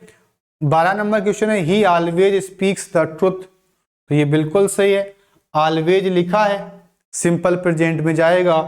ही सिंगुलर है तो वर्ब के साथ लगेगा एस या ई एस, इसका मतलब कैसा लिखा है? सही लिखा है। ही ऑलवेज स्पीक्स द ट्रुथ हम लोग अक्सर पढ़ते हैं। ही नेवर टेल्स अ लाई, ये भी हम लोगों ने पढ़ा होता है कि he never tells a lie, सही है। Does he not writes the letter, गलत है। क्या गलत है? अब देखो डज ही नॉट ये सिंपल फॉर्म में लिखा हुआ है, इसी को अगर हम डजंट लिख सकते हैं तो वो भी सही है। तो लेकिन एक चीज इसमें गलत ये हो गया कि जब डज आ गया ना पहले और नॉट भी आ गया, तो जब डज नॉट आ गया तो डज नॉट के साथ तो वर्ब की फर्स्ट फॉर्म आती है। तो जब फर्स्ट फॉर्म आती है तो यहाँ राइट्स ना होकर के आपका जो आंसर है वो हो जाएगा क्या? राइट हो जाएगा। क्या हो जाएगा? राइट हो जाएगा, ठीक है। चलो, फिर लिखा the earth is moving round the sun, पृथ्वी जो है वो सूर्य के चारों ओर घूमती है। यूनिवर्सल ट्रुथ है, साइंटिफिक प्रूफ हो चुका है, ये सारी चीजें साइंटिफिक चीजें हैं। तो इसका टेंस किस में बनेगा? सिंपल प्रेजेंट में। तो हो जाएगा इसका answer the earth moves round the sun, ठीक है। और कहीं कहीं इसमें रिवॉल्व्स भी लिखा होता है, दोनों अपने आप में करेक्ट होते हैं, ठीक है। चलो, तो एक बार नोट डाउन करिएगा। 15 क्वेश्चन मैंने आपको कराए हैं, किससे? प्रेजेंट इंडेफिनिट से, ठीक है। तो ये टेंस आपको एकदम बिल्कुल क्लियर हो गया होगा कि जो प्रेजेंट इंडेफिनिट टेंस है ये होता क्या है, ठीक है।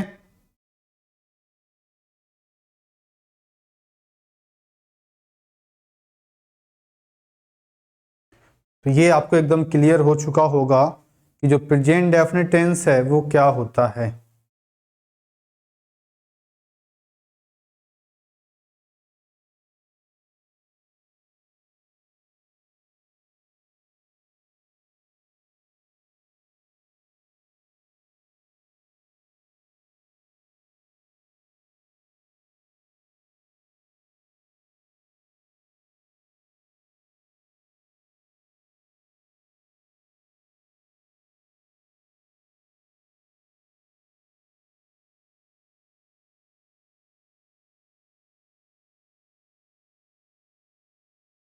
चलो अब ये आपका क्लियर हो गया कि प्रेजेंट डेफिनेट टेंस आपका क्या होता है। ठीक है, चलो दूसरा टेंस हम लोग स्टार्ट करते हैं।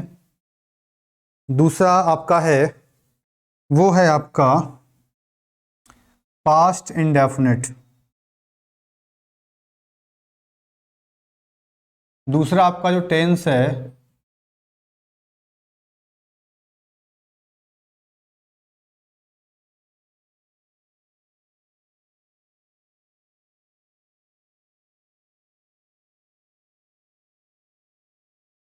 पास्ट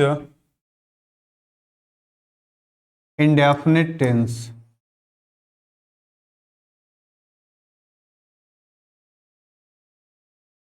ठीक है, पास्ट इंडेफिनिट टेंस। ठीक है, जब हम पास्ट इंडेफिनिट टेंस के बारे में बात करेंगे,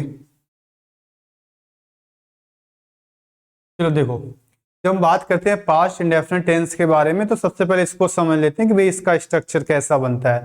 तो पास्ट इंडेफिनिट टेंस में होता क्या है कि अगर आपका पॉजिटिव सेंटेंस है, कैसा सेंटेंस है आपका, पॉजिटिव सेंटेंस है, कैसा सेंटेंस है, पॉजिटिव। तो पॉजिटिव सेंटेंस में क्या होता है कि सबसे पहले आपका सब्जेक्ट आता है, फिर वर्ब की सेकेंड फॉर्म आती है, इसके बाद आपका ऑब्जेक्ट आता है। ठीक है, इसी को अगर हमें निगेटिव बनाना है, निगेटिव बनाना है तो सबसे पहले आपका सब्जेक्ट आएगा, फिर आपका डिड नॉट आएगा,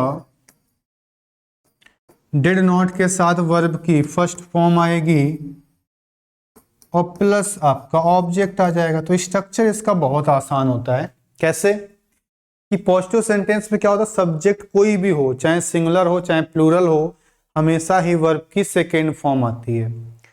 निगेटिव बनाना होता तो सब्जेक्ट कोई भी हो, कोई फर्क नहीं पड़ता, हमेशा डिड नॉट आता है और वर्ब की फर्स्ट फॉर्म आती है। ठीक है, चलो तो ये पॉजिटिव हो गया, ये आपका निगेटिव हो गया। ठीक है, यहाँ कोई दिक्कत नहीं है। अब हम बात करते हैं इसके कीवर्ड्स के बारे में। ठीक है, तो यही मैं इसके कीवर्ड्स लिख रहा हूं, यही इंपॉर्टेंट है इसके। तो पूरे चैप्टर्स में है क्या, अगर हम बात करें पूरे टेंस चैप्टर में क्या है, तो पूरे टेंस चैप्टर में यही है क्या कि पूरे चैप्टर्स में हमें केवल कीवर्ड्स पर फोकस करना है कि कीवर्ड्स के बेस पर ही हम लोग सेंटेंस को सही करेंगे। ठीक है, तो जो कीवर्ड्स है उसी के बेस पर हम लोग चीजों को सही कर देते हैं। ठीक है, चलो तो हम बात कर रहे थे पॉजिटिव की और नेगेटिव की कि ये आपका कैसे हम लोग देखेंगे। ठीक है, चलो तो कीवर्ड्स क्या क्या हैं इसके। सबसे पहले तो हमें वर्ड मिलता है, उस वर्ड का नाम है आपका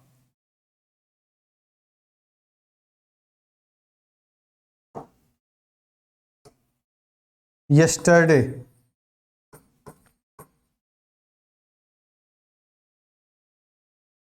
ठीक है, क्या क्या है आपका, यस्टरडे है, ये कम थोड़ा सा क्लियर हो रहा होगा।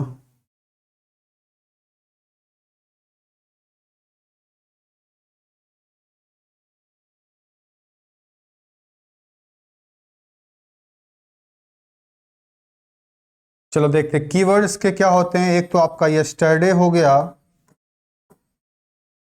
यस्टरडे के बाद एक वर्ड आपका और आता है, वो है आपका लास्ट प्लस टाइम।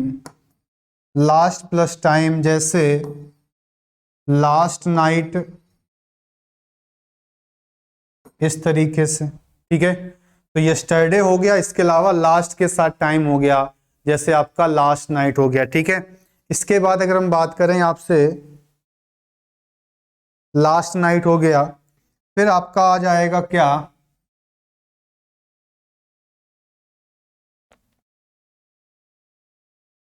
यस्टरडे है, लास्ट के साथ टाइम है, जैसे लास्ट नाइट है। और इसमें कई सारे वर्ड्स हो जाएंगे, जैसे हम बात करेंगे तो एक तो आपका हो जाएगा एगो।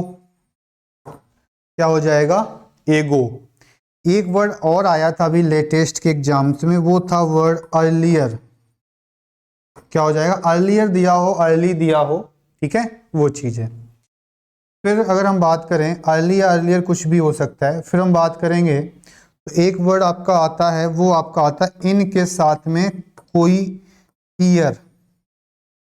इनके साथ में कोई ईयर, जैसे इन 1993 इन 1980। मतलब कहीं ना कहीं ये है कहने का कि इनके साथ में कोई वर्ष दिया होगा, इन 1980 इन 1993, इस तरीके से। ठीक है, ये चीज तो एक बार इसको नोट करिएगा। इसके कीवर्ड्स थोड़े बहुत कम हैं, और कम क्या है, आते ही यही है सबसे ज्यादा तुम्हें यस्टरडे मिल जाएगा। ठीक है, लास्ट नाइट ये मिल जाता है। ठीक है, एगो मिल जाता है, या फिर इनके साथ में ईयर, यही है इसमें। तो बहुत ज्यादा कीवर्ड्स नहीं, यही 4-5 कीवर्ड्स हैं जो आपसे एग्जाम में पूछता है।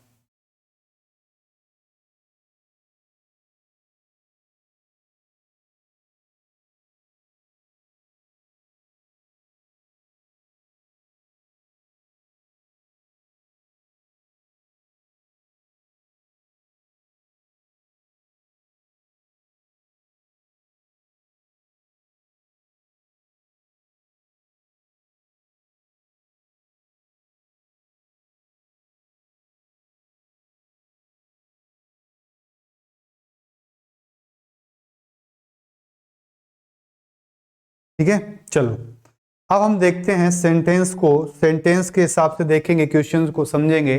ठीक है, कि कैसे ये चीजें हमसे पूछता है। पहला सेंटेंस देखिएगा, पहला हमने लिखा कि I am studying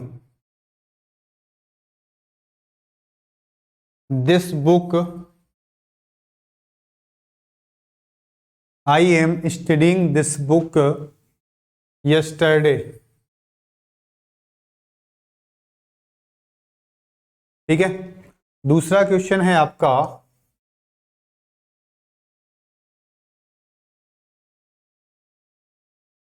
Sohan is living in Kanpur. ठीक है, Sohan is living in Kanpur 2 years एगो, 2 years एगो। ठीक है, दो क्वेश्चन तो आपके ये हो गए। ठीक है, तीसरा क्वेश्चन देखिएगा, तीसरा हमने लिखा कि she is watching this movie, she is watching this movie last night. She is watching this movie last night. फिर हम देखते हैं चौथे नंबर क्वेश्चन को, she is watching this movie last night. ठीक है, चलो बहुत बढ़िया। एक क्वेश्चन और बड़ा प्यारा सा है, इंडिया गेट्स फ्रीडम इन 1947। ठीक है भैया, भारत को आज़ादी कब मिली थी? वो हमें मिली थी कब? 1947 में। ठीक है, कोई दिक्कत नहीं, अच्छी बात है भाई। तो इंडिया गेट्स फ्रीडम इन 1947।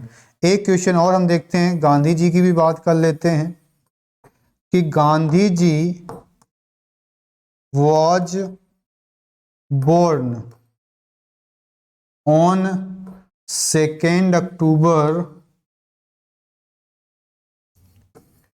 इन 1869। कई लोगों को तो अपना जन्मदिन नहीं पता होता है, लेकिन गांधी जी का पता होता है, नहीं? ये चीज है, और गांधी जी को ही हम प्यार से कहते हैं बापू। ठीक है, ये चीज। वैसे इंग्लिश होता है क्या है, मैं बात करूं आपसे थोड़ा सा कि इंग्लिश में क्या होता है कि जी नहीं लगाना होता है। जो उसका सरनेम होता है, जो हमारा सरनेम होता है, वही एक प्रकार से रिस्पेक्टेड होता है। जैसे हम लोग हिंदी में जी बोलते हैं, तो हिंदी में जो हम जी बोलते हैं, ठीक है, वो इंग्लिश में जी नहीं, उसका जो सरनेम होता है वो रिस्पेक्टेड माना जाता है। कि हमने कहा भाई मिस्टर शर्मा कम हेयर, तो मिस्टर शर्मा कम से हेयर हमने कहा है, तो मतलब हम कह रहे हैं कि भाई मिस्टर शर्मा, तो हम उसको रिस्पेक्ट दे रहे हैं। बात समझ में आ रही? तो ऐसे अब बस वही होता है कि भाई गांधी जी के साथ अगर हम जी ना लगाएं तो हमें ही नहीं अच्छा लगता है, नहीं होता कि कितना, भाई हम लोग अक्सर बोलते हैं कि भाई गांधी जी, कभी गांधी तो नहीं कहा हम लोगों ने। तो वैसे अगर हम कहेंगे, अगर इंग्लिश में अगर हम कहेंगे तो हम केवल गांधी कहेंगे। तो गांधी मतलब होता है कि हम उसको रिस्पेक्ट दे रहे हैं, लेकिन बस वो होता है कि थोड़ा अच्छा नहीं लगता है, इस वजह से हम लोग हिंदी में जी लगा देते हैं। ठीक है, तो ये चीज ध्यान रखिएगा। तो 5 क्वेश्चंस आपके सामने हैं, आप एक बार इसको देखिएगा और इसके आंसर्स को करने का प्रयास करिएगा।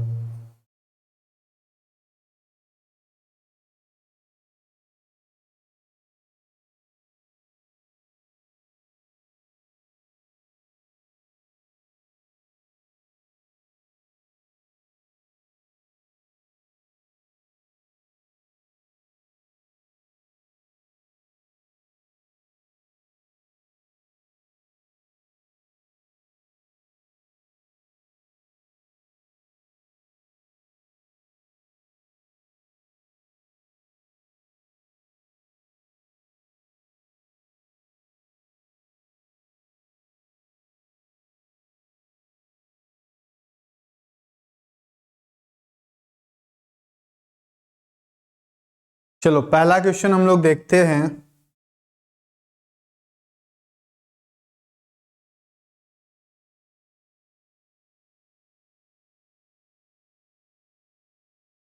चलो पहला क्वेश्चन आपके सामने लिखा हुआ है कि I am studying this book yesterday. यहां पे हमें एक वर्ड लिखा मिल गया यस्टरडे। क्या मिल गया?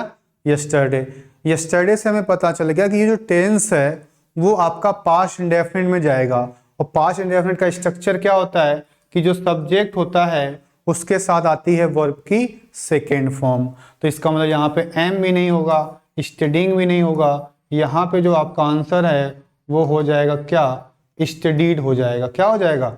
स्टडीड हो जाएगा। दूसरा है Sohan is living in Kanpur 2 years एगो। तो यहाँ पे हमको क्या मिल गया?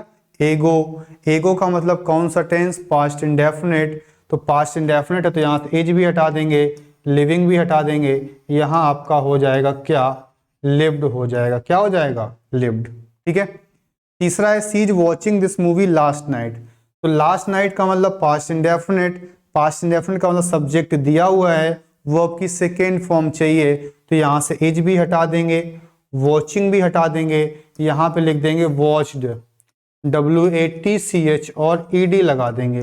ठीक है, सेकेंड फॉर्म बना देंगे, आपका आंसर सही हो जाएगा। India gets freedom in 1947। ये सभी को पता होता है कि भैया अक्सर हम लोगों ने कहा होता है कि इंडिया गॉड फ्रीडम, पढ़ा होता है। क्यों ऐसा होता है? वो इनके साथ ये दिया, इनके साथ एक हमें वर्ष दिया है, इनके साथ 1947। तो पास्ट इंडेफिनिट में जाएगा। इसका मतलब यहाँ गेट्स ना होकर के आपका जो आंसर है वो हो जाएगा गॉट, यानी इंडिया गॉट फ्रीडम इन 1947। यानी भारत को जो आज़ादी मिली है वो मिली है कब? 1947 में। ठीक है, चलो। Gandhi ji was born on 2 अक्टूबर इन 1869। तो इनके साथ में ईयर दिया हुआ है, तो पास्ट इंडेफिनिट है ये भाई, ये वॉच के साथ थर्ड फॉर्म है, तो ये भी पास्ट इंडेफिनिट है, बस उसका जो स्ट्रक्चर है वो पैसिव फॉर्म में लिखा गया है। अब जैसे चौथा क्वेश्चन था, इसको कई लोग हिंदी से करते हैं कि भैया भारत को आज़ादी 1947 में मिली थी, तो बहुत पास्ट की घटना है। तो इतना नहीं सोचना है तुमको, देखने के भैया इनके साथ में ईयर है, पास्ट इंडेफिनिट में चला गया, सीधे सीधे हमने गेट्स को क्या बना दिया? गॉड बना दिया। तो कंपटीशन में होता क्या है? कंपटीशन में क्या होता है कि हमें बहुत ज्यादा नहीं सोचना होता है, हमें कम सोचना होता है, कम समय मतलब एक प्रकार से हम कह सकते हैं कि हमें कम समय लेना होता है, और कम समय में ही हमें क्वेश्चंस को करना होता है। ये नहीं कि तुम बहुत ज्यादा समय ले रहे हो तब क्वेश्चंस को कर पा रहे हो। तो इस चीज को भाई थोड़ा सा ध्यान रखिएगा कि कम समय में हमें ज्यादा के ज्यादा क्वेश्चन करने पड़ेंगे, तभी वही तो कंपटीशन है। तो इस तरीके से इस टेक्निक्स के चीज़ों को समझते हैं कि भाई हमें बाद में कहीं ना कहीं प्रॉब्लम ना हो। ठीक है, जल्दी से कर पाएं और एग्जैक्ट इसका आंसर निकाल पाएं, कंफ्यूजन ना हो। तो ये सारी चीज़ें हैं। ठीक है, चलो नोट करिएगा, फिर 5 क्वेश्चन हम आपको और देते हैं। चलो इसको हम लोग हटाते हैं पहले। चलो 5 क्वेश्चन तो हम लोग कर ही चुके थे ना। चलो 6 नंबर पे आ जाते हैं। 6वां जो क्वेश्चन है आपका वो क्या है उसको समझ लेते हैं। 6 नंबर है आपका, जैसे हमने कहा मीरा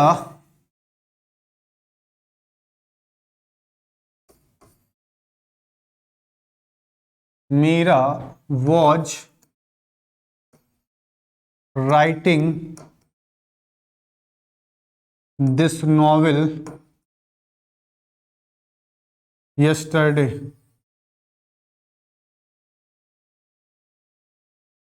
ठीक है, 7 नंबर पे आ जाते हैं भैया। तो हमने कहा कि वास्को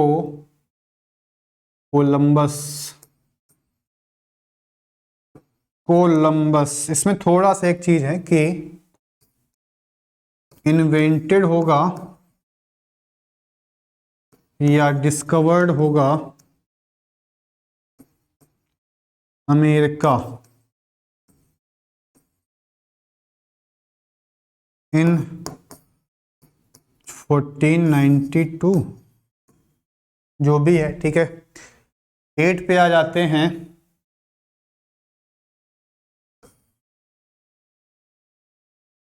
तो हमने कहा कि आई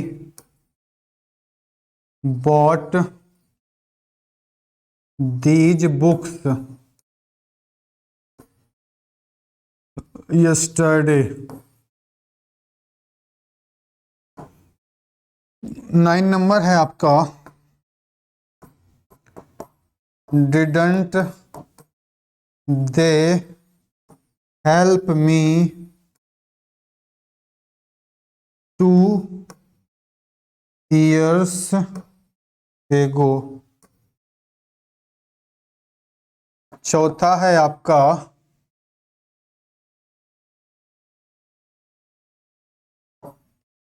सी did not go to sleep. ठीक है, चलो तो 5 क्वेश्चन आपके सामने और हैं, इनको आप लोग लिखेंगे, प्रयास करेंगे कि भैया इसका आंसर क्या निकल के आएगा। ठीक है, वह देखिएगा, प्रयास करिएगा, समझिएगा।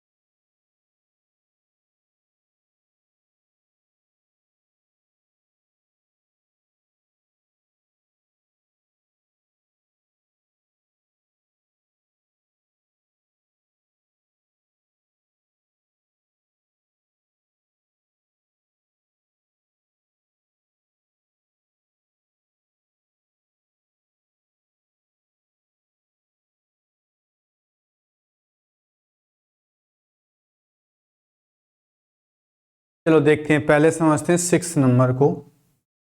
कह रहा है आपसे कि Meera was writing this novel yesterday. ये इसने कहा है, देखो कैसे।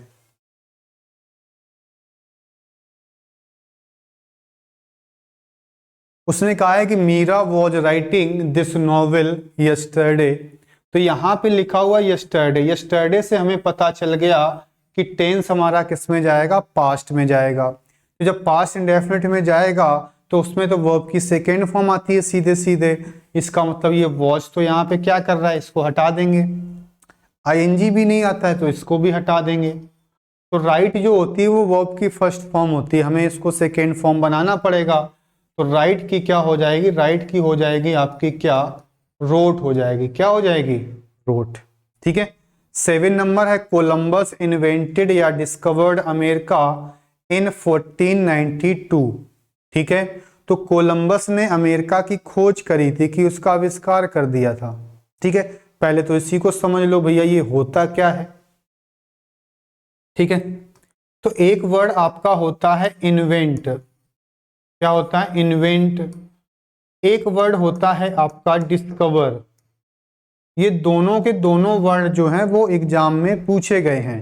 इन्वेंट भी पूछा गया है और डिस्कवर भी पूछा गया है। यानी एक टॉपिक है आपका फिल इन दी ब्लैंक्स का। जब हम लोग फिल इन दी ब्लैंक्स में पढ़ेंगे तो उसमें ऐसे ही आता है कि भैया कोलंबस ने इन्वेंटेड कर दिया है या कोलंबस ने डिस्कवर्ड किया अमेरिका को।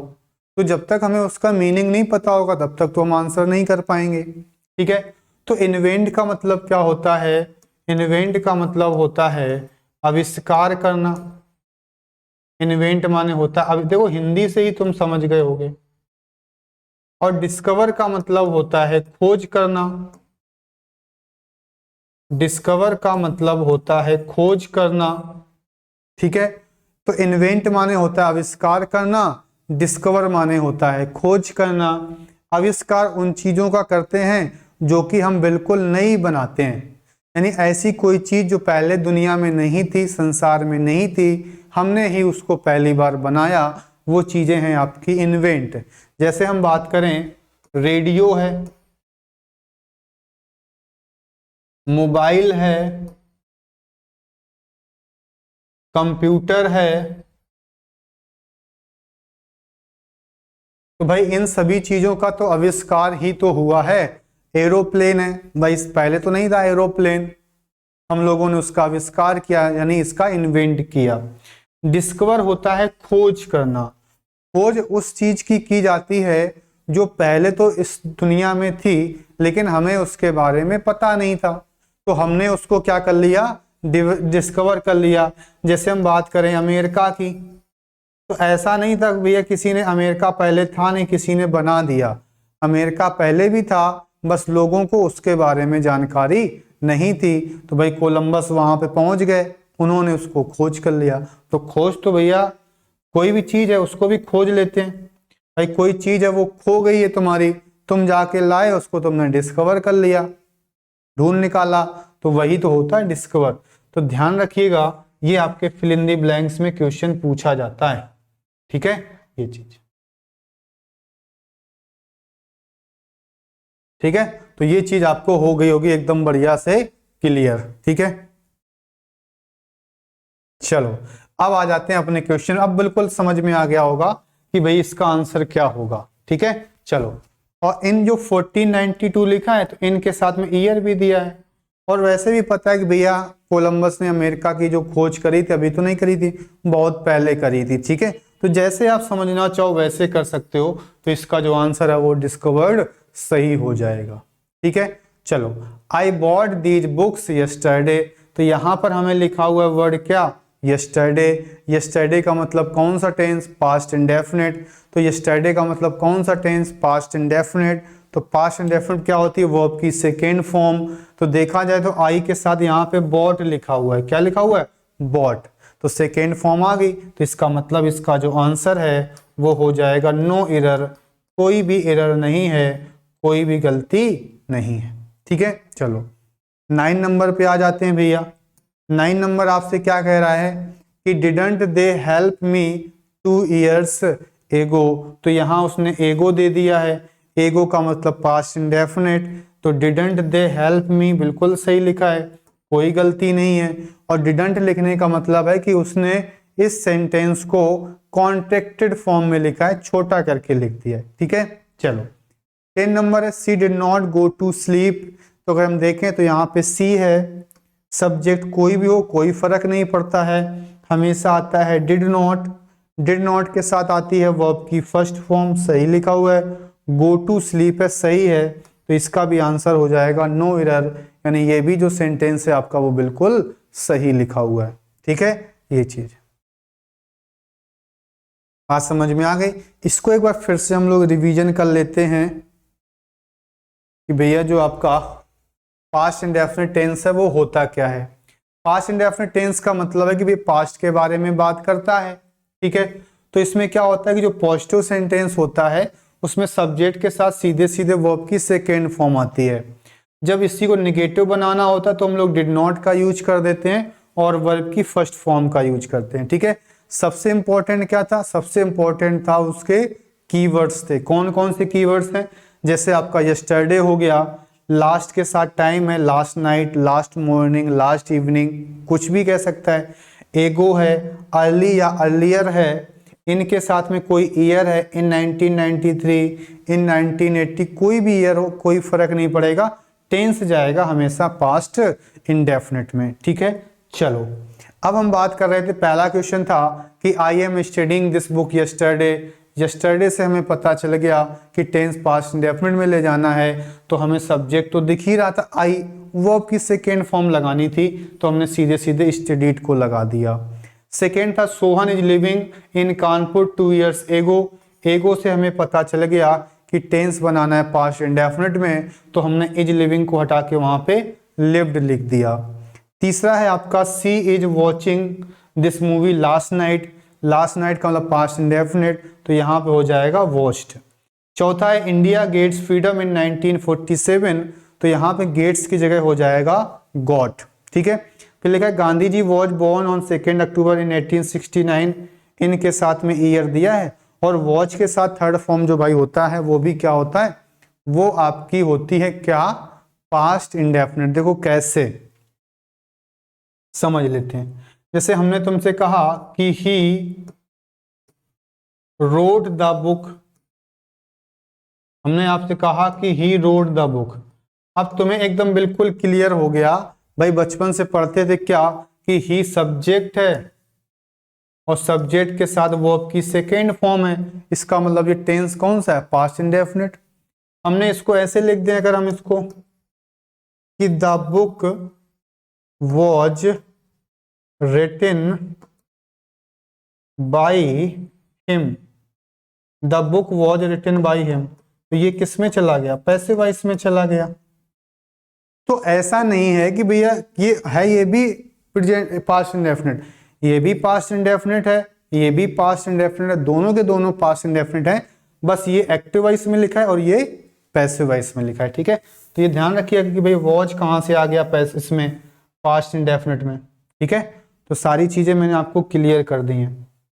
तो Gandhi ji was born on 2 अक्टूबर इन 1869 कहने का मतलब है कि ये जो टेंस है वो किसमें है? पास्ट में। ठीक है, चलो फिर था आपका Meera was writing this novel yesterday. Yesterday है तो हमने इसको रोट बदल दिया। ठीक है, कोलंबस इन्वेंटेड या डिस्कवर्ड अमेरिका, तो कोलंबस ने डिस्कवर किया है, मतलब बनाया नहीं, वो तो पहले से था, उसको खोज कर ली है।